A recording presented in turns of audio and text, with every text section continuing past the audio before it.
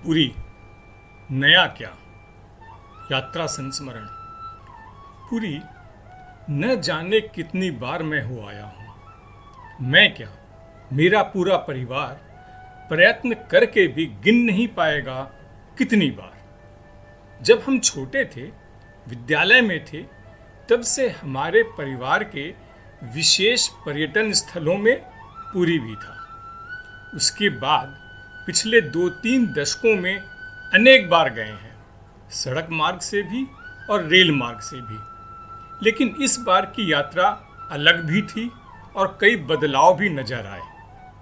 अलग इस माने में कि कोरोना के कहर के बाद पुरी की यह पहली यात्रा थी। हम लोग 12 लोग थे, 3 वयस्क और 9 बच्चे। मैं और मेरी पत्नी गाड़ी से, सड़क मार्ग से गए थे, बाकी सब ट्रेन से। कोरोना के दौरान सरकार प्रशासन ने कई विकास के कार्य किए हैं। मार्च 2022 में हम इस यात्रा पर निकले। बंगाल की सड़क ओडिशा की तुलना में बेहतर अवस्था में मिली। पहले बंगाल ओडिशा की बराबरी करने की अवस्था में नहीं था, लेकिन अभी लंबे समय से ओडिशा में जगह जगह मरम्मत और निर्माण का कार्य चल रहा है। हाँ, यह निश्चित है कि पिछले यानी 20-21 नवंबर की तुलना में अब हालत काफ़ी सुधर गए हैं।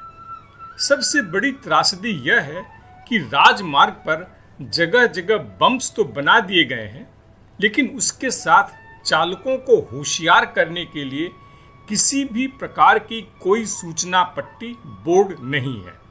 वहीं बंगाल में सड़क ठीक है, लेकिन बेलदा के नज़दीक करीब 5-6 किलोमीटर की लंबाई में सड़क तो अच्छी है, लेकिन प्रत्येक 100-150 मीटर पर बम्प्स बनाए हुए हैं, जिनकी ऊंचाई सामान्य से ज़्यादा और ढलान सामान्य से कम है।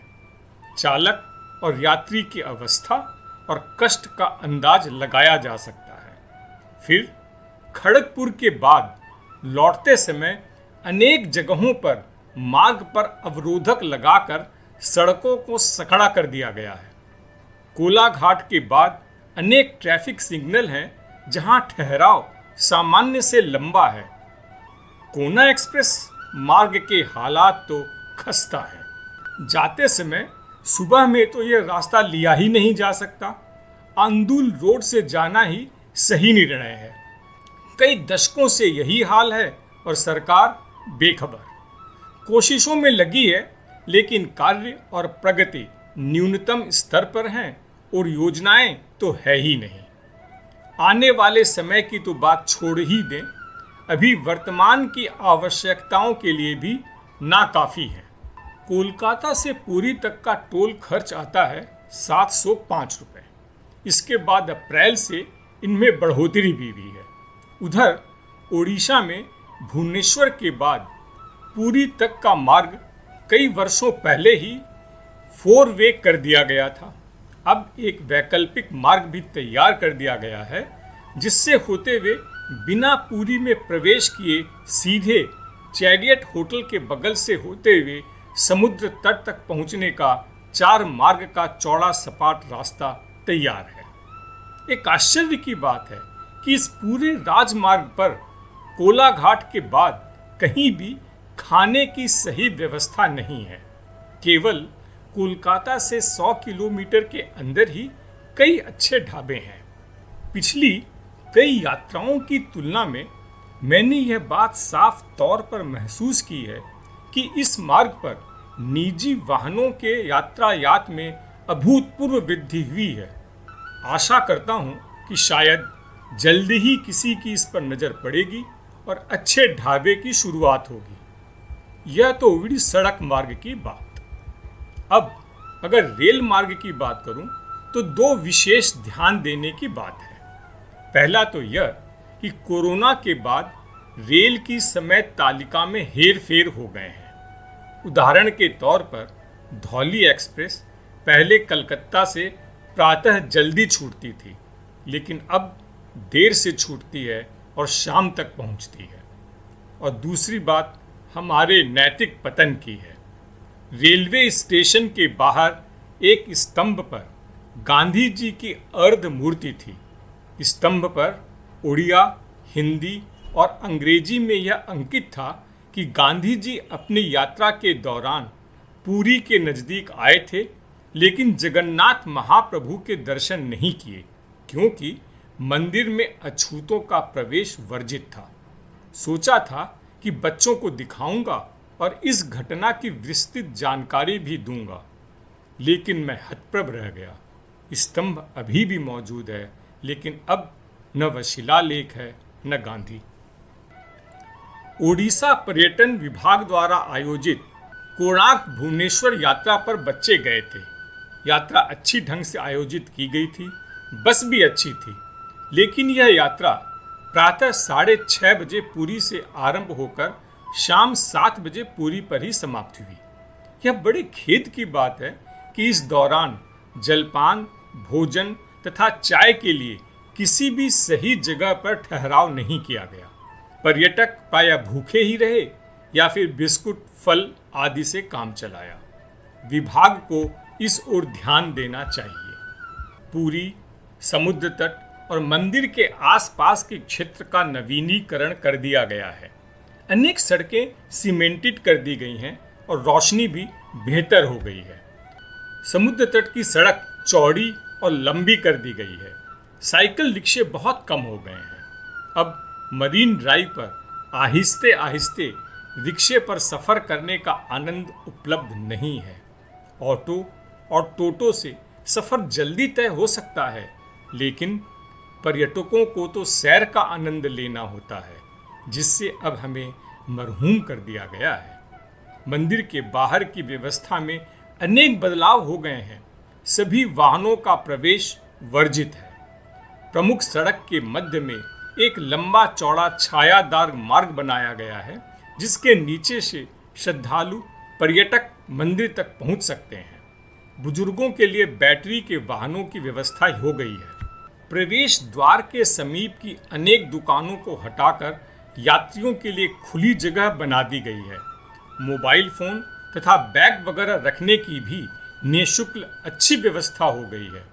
प्रवेश द्वार पर अब ऐसी व्यवस्था है कि पुरातन समय से बने जल स्रोत से हाथ पैर धोते हुए मंदिर में प्रवेश कर सकते हैं। मंदिर प्रांगण में कहीं कोई हेर फेर नहीं है। गर्भगृह में प्रवेश, महाप्रभु के नज़दीक से दर्शन तथा मंजन दत्वन आदि के दर्शन कई वर्ष पूर्व मंदिर के जीर्णोद्धार के कारण बंद कर दिए गए थे।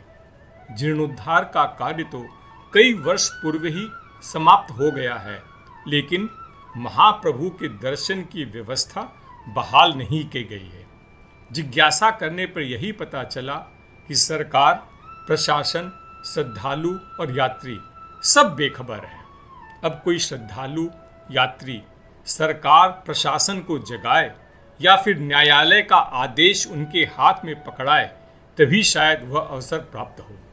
फिलहाल अभी ऐसे कोई नज़र नहीं आ रहे हैं। महाप्रभु के नयनाभिराम दर्शन, बलभद्र, सुभद्रा, कृष्ण के दर्शन एक साथ नहीं हो पाते। दरवाजा सकड़ा है और महाप्रभु का दरबार बड़ा। पुरी के एक समुद्र तट को अंतर्राष्ट्रीय ब्लू फ्लैग का खिताब अभी कुछ समय पहले ही मिला है।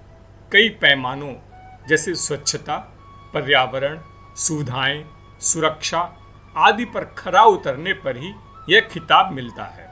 यह मानना पड़ेगा कि इस कारण अब जनसाधारण के लिए निरापद और स्वच्छ समुद्र में स्नान करने, स्नान के पश्चात बालू और नमकीन पानी को साफ करने के लिए स्नानगृह, कपड़े बदलने की जगह आदि और साथ ही समुद्र तट पर सैर तथा धीमे धीमे दौड़ने, जॉगिंग की भी व्यवस्था हो गई है।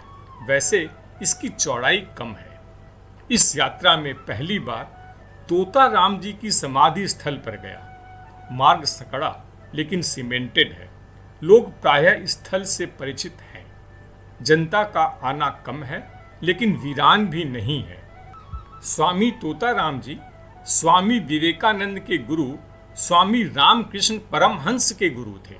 इनकी आयु 300 वर्षों से ज़्यादा की बताई जाती है। स्वामी जी किसी भी एक स्थान पर 3-4 दिनों से ज़्यादा नहीं ठहरते थे।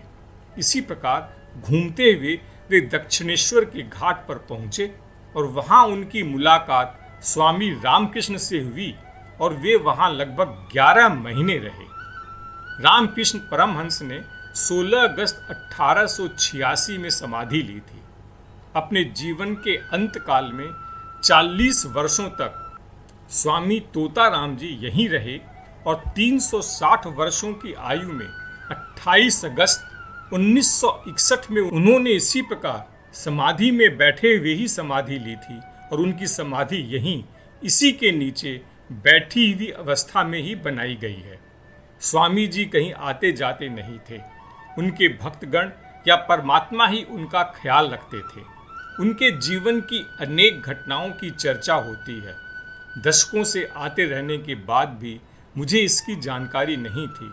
इस बार अपने एक हितैषी के बताने पर मैं यहाँ पहुँचा।